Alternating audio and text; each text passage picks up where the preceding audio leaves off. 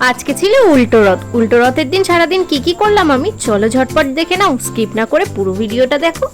Hello everyone, কেমন আছো তোমরা সবাই? আশা করি ভালো আছো, আর আমিও কিন্তু খুব ভালো আছি। আর এখানে দেখো মা কিন্তু ভোগের রান্নাটা করছে, আর রান্নাঘরেই করছে, কারণ হচ্ছে আমাদের গ্যাসটা খারাপ হয়ে গেছে। যে গ্যাস আছে ভোগ রান্না করার জন্য, সেই গ্যাসটা খারাপ হয়ে গেছে, ওই জন্য মানে আমাদের রান্নাঘরে করছে, পরিষ্কার পরিচ্ছন্ন করে গঙ্গা জলের ছিটা দিয়ে তারপরেই রান্নাবান্না করছে।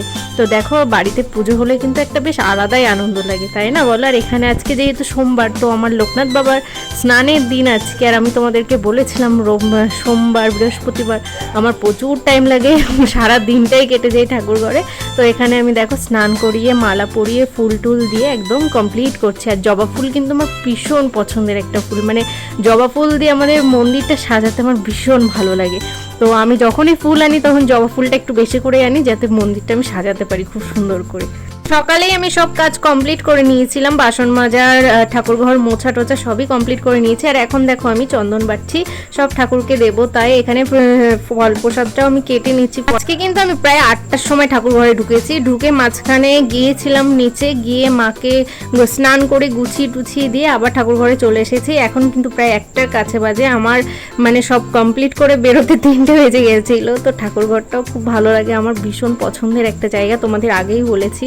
এখানে দেখো আমি তাড়াতাড়ি করে ফলটা কেটে নিলাম, আর এবার যাবো নিচে গিয়ে ভোগটা গোছাবো। আর আমার মতো কারা কারা এরকম মানে ভালোবাসো ঠাকুর ঘর, আমাকে একটু কমেন্ট সেকশনে জানিও তো। তো চলো এখানে আমি আমও কেটে নিচ্ছি, আমার প্রায় ফল কাটার কমপ্লিটের পথে। তো চলো এখন নিচে যাই, আর তোমাদের একটু পুরো ঠাকুরঘরটাই দেখিয়ে নিই, কেমন লাগছে অবশ্যই জানিও। আর এখানে তোমাদের দাদাভাইও চলে এসেছিলো, আমি বলছি আমাকে একটু ফোনটা ধরে দাও না, আমি পারছি না একা একা করতে। তো ফোনটা ধরে দিচ্ছিল। সত্যি ও এতটা সাপোর্ট করে আমাকে, সত্যি খুব ভালো লাগে। ওর সাপোর্ট ছাড়া আমি এত দূর আগাতেই পারতাম না, এগোতেই পারতাম না। সত্যি ওকে অনেক অনেক অনেক ধন্যবাদ। ও আমার বলতে গেলে আমার থেকে বেশি আগ্রহী তোমাদের দাদাভাই ছিল। সত্যি ও মানে ওর অবদানটা অনেকটা আমার কাছে।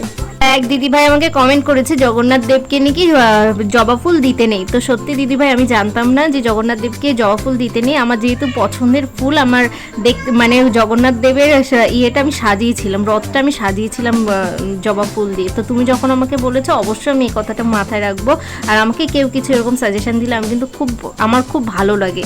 তো আমি অনেক কিছু জানি না, আমি তোমাদের থেকে শিখি, বা আমাকে কেউ কিছু বলে আমি সেটা মানে মেনে চলার চেষ্টা করি। তো তোমাদের এরকম কোনো ভুল ত্রুটি আমার দেখলে অবশ্যই আমাকে কমেন্টে জানিও বা মেসেঞ্জারে জানিও, আমি সেটা শুধরে নেওয়ার চেষ্টা করব। তো এখানে দেখো আমি ভোগটাও সাজিয়ে নিচ্ছিলাম।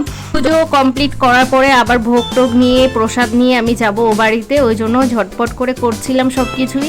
আর ভোগ সাজাতে আমার বেশ ভালোই লাগে। আর এখানে দেখো আমি মাথায় করে নিয়ে যাচ্ছিলাম ভোগ, আমাদের এটা নিয়ম যে মাথায় করে নিয়ে যেতে হয় ভোগের প্রসাদ।